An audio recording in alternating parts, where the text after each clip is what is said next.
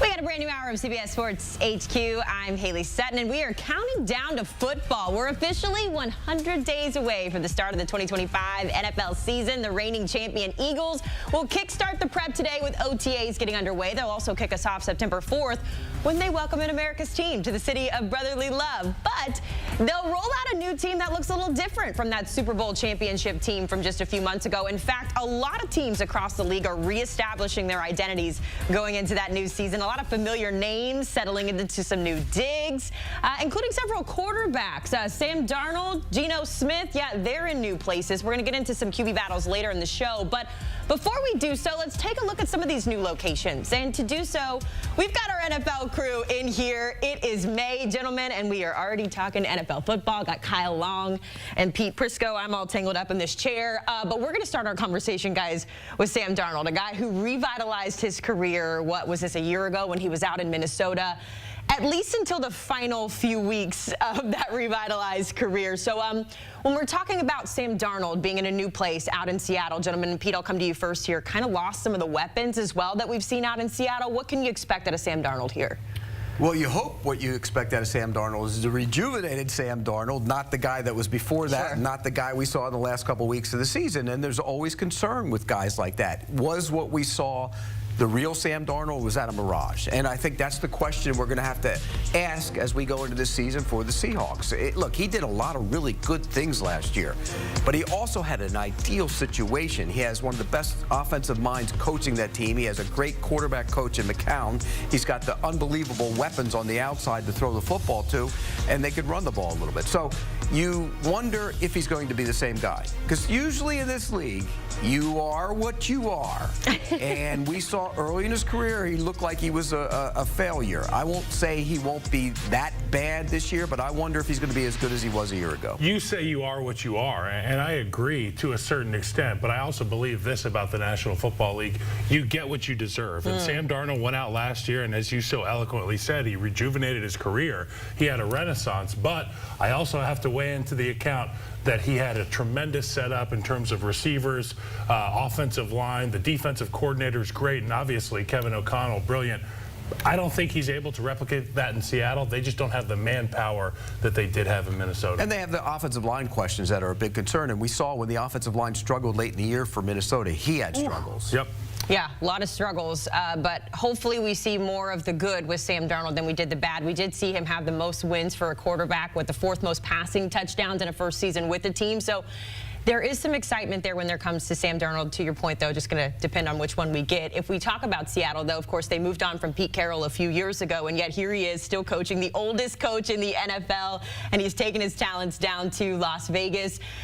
Kyle, kind of a tricky situation, though. The good thing is you've got a seasoned guy behind center in Geno Smith. The bad news is that's kind of where the good news ends if you're the Raiders. What's the challenge for Pete Carroll and Geno Smith? I would argue there's more good news than that, Haley. I mean, take a look at the guy that they brought in at the offensive coordinator spot, a coach that I know all too well, Chip Kelly, one of the highest paid coordinators in football, if not the highest paid coordinator. They've got 2 really good young tight ends, obviously one of which is a superstar in Brock Bowers. They're going to be in 12 personnel a lot. They're going to have a balanced formation. The offensive line is a pretty good one there in Las Vegas. They've got some really great players, highlighted by Colt Miller at left tackle. You bring in Genty, you have an identity now as an offense. And with Chip Kelly's multiplicity offensively, Geno Smith can throw it everywhere. This is going to be a dangerous team. And as far as Pete Carroll goes, I consider it a youth movement. Yeah, the guy's in his 70s, but he's got that youthful energy, that confidence that the guys just love. Yeah, and it's interesting because, look, Geno Smith has done some good things, and it really did some good things in Seattle. There's still questions about where is he on the pecking order of quarterbacks, and I think this is an opportunity for him to go show he can be on the upper tier of the quarterbacks in the league. Again, good situation. You talked about Brock Bowers. Brock Bowers is the best tight end in the NFL right now.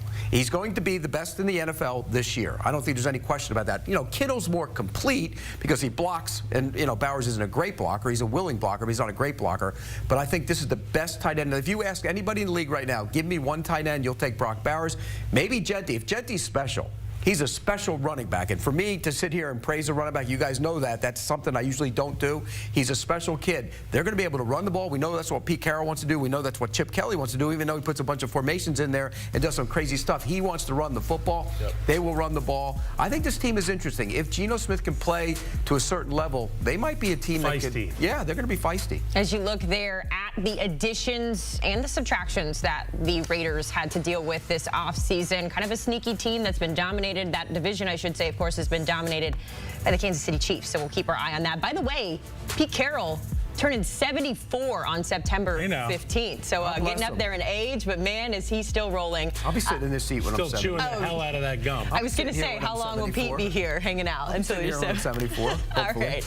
Guys, let's turn the page and talk about notable wide receivers because the quarterbacks seem to dominate the market in terms of conversation. But here's a list of the notable names that have new homes. Of course, Cooper Kupp leaving the Rams, and he'll link up with the Seattle Seahawks and Sam Darnold this year. Obviously, I've got all eyes on George Pickens, trying to make sure that Dallas can win more than 5 games this year. Pete, when you look at this list, who jumps out to you as the guy who's going to be the biggest impact player? Boy, that's a tough one. I'd probably, even though I don't think he's a guy that really runs all that well anymore, never did, is Davante Adams. I think that's the one that stands out to me. Again, I'm concerned in L.A. about the lack of speed. You go get Davante Adams. He's not a guy that gets down the field. Puka Nacua is a great receiver. He doesn't get down the field. So now what are they relying on? They keep talking about how they're going to use Tutu Atwell more. Well, they haven't used him much so far. So I'm a little skeptical when it comes to that. Again, when you look at these receivers, there's a lot of concern about every one of them in my book. Different types. Different types. And they're available. They were all available for a reason. And when guys are available and you're, you know, Diggs coming off an injury. Yeah, I was looking at the list. Injuries, injuries, Pickens character. Has the character issue, on the field concerns, and so on and on it goes. So I'm always a little concerned when these receivers change teams. I think a guy like Stephon Diggs would be, you know, fantastic in New England. Obviously, Deebo Samuel, you get the best version of Deebo Samuel. It's a one-year tryout plug and play in Washington. But the one that stands out to me head and shoulders above all the other ones is George Pickens. It's a contract year for George Pickens. Obviously, I'm here with a Cowboys fan. We need this guy. My God, CeeDee Lamb and George Pickens on the same field with Dak Prescott throwing him the football. What more can you ask for? Obviously, you can ask for a well-behaved George Pickens. But if things work out the way that they could in Dallas with George Pickens, not only will they be well above their win total in terms of projections, but George Pickens is going to be owed a lot of money. I will say this, though. The history of Steeler receivers who were malcontents, who left to go elsewhere, is not very good. Yeah, the history says that this might not work the way you think it would work. He has the talent, but if you look at it, it could work, but the history is not great. Well, we're not going to pay attention to the history, right? We're America's team. We are the history. Knows some things that we don't know. It's up in the air for me. I don't feel very good about the Cowboys this season, but a lot of people have told me to have faith. We'll lean into that. We'll see. You mentioned Stephon Diggs, though, and I'm very interested to see because, to your point, Pete, it's a one-year tryout. We know he's coming off of the injury. Things didn't work out the way it did in Houston, but when you look big picture about what the Patriots have done this offseason, of course, the offensive line was the biggest adjustment there, but they bring in some playmakers everywhere. Everybody. Yeah, Kyle. So when you look at what the Patriots have done, here's their notable moves here. I don't want to use the word threatening when we're talking about the Patriots, not trying to jump too far into the weeds here, but Kyle, like, how much better, I guess, did the Patriots get with all of these moves, and what do you expect out of them? All these guys can play from the top of the list with Milton Williams. You go down to the bottom of this large laundry list, grocery list of players, and that's Mac Hollins. Mac Hollins is a good football player. Go put on that Buffalo tape. Mac Hollins make plays in big time spots. I think Mike Vrabel is building a bully, and a guy like Stephon Diggs, who's trying to reinvent himself, trying to reemerge as one of the top receivers in football, he gets an opportunity to be part of a roster that, as a whole, as a unit, they're going to try to reprove themselves in New England. I love the fit, and I think Mike Vrabel will have them on the right page. They're not ready to challenge Buffalo, but they might be ready to challenge the other two teams in that division. I'm a big Drake May guy. I think Drake May has it. I think he's going to be a big-time player. They didn't protect them last year. They didn't have any receivers. Well, they went out and they got guys to protect them. Morgan Moses, when he's on the field, right tackle, good player. He's seen it all. I mean, the left tackle, you're going to get Will Campbell, your first-round pick. He's going to be a starter, upgrade at left tackle. I'm not enamored with Garrett Bradbury as some people are, but he could be their starting center. Then you go to the defensive side of the ball. You go get Carlton Davis to pair him with Christian Gonzalez. All of a sudden now you have, and Marcus Jones will slide inside and play the nickel. All of a sudden you have 3 corners who can cover. That matters in this league. Milton Williams can push the pocket. I think they've got Spillane in the middle. He's like total Vrabel type player. They've gotten so much better.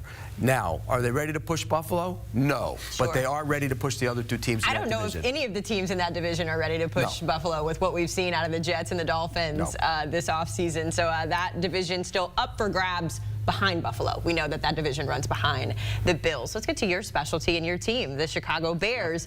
Welcome to the NFL, Caleb Williams. You get over 60 sacks in your first year, but we know he made a miss like 50 of them. Yeah, he did. We also know that there's some concerns. He holds on to the ball a little bit, but that's not what we want to talk about here. We want to talk about what Ben Johnson has been able to do to prevent that from happening in year 2 for Caleb Williams here, Kyle. So obviously we know the offensive line is an area that they really went in and worked on.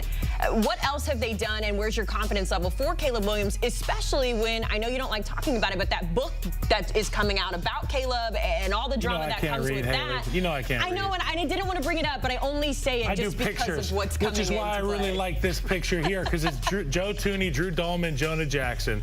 In the National Football League, if you don't have your A and B gaps secured, you're going to have a problem at the quarterback position.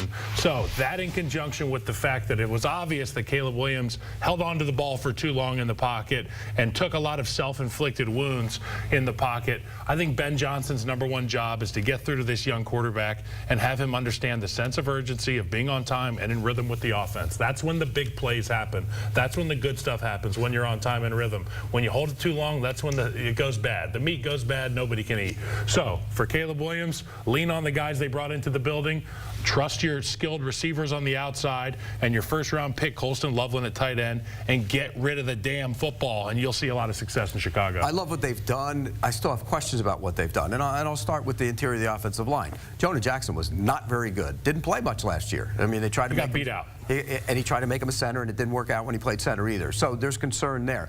Drew Dalman is his own center. That's what a lot. You know, you watch him over his career. That's what he is. And that's a nasty way of saying Drew Dalman has a really good movement skills. He's got great movement skills, but it sounds like a slight. That's not. Well, it did sound a little like. It sounded a little Does he fit skippy. in Ben Johnson's offense? That's the question. Because Ben Johnson he's not a 49ers. He doesn't run the 49ers scheme. He doesn't run that stuff. So it's I wonder if it fits. Then you go to Joe Thuney, and I love Joe Thuney, but he's 32. I mean, he's not a kid anymore. So you can dissect that. Braxton Jones is going to be pushed at left tackle by Trapillo. So you look at the offensive line. On paper, it looks better. I just wonder how much better they'll be. I'm just being the cynic to your optimism. I understand. Pete's always going to bring that I'm not saying the Bears are going to win the Super Bowl. The Bears got better this offseason. They did get better. Colston Loveland's a big-time player. They addressed priorities, and they helped their young quarterback by bringing in the tight end. And maybe he'll actually learn how to watch tape. And let's get rid of the ball. Maybe he'll learn how to watch tape. Stop it. Right. How do you not know how to watch tape in the NFL? We're getting off the rails here. Guys, stick around. We're going to do some quarterback conversations after the break. But before that, we got to tell you about Kyle Long's podcast, Pushing the Pile. Should pick up as football season comes along, where right now you can catch it twice a week with Kyle and Mike Renner diving into all things NFL.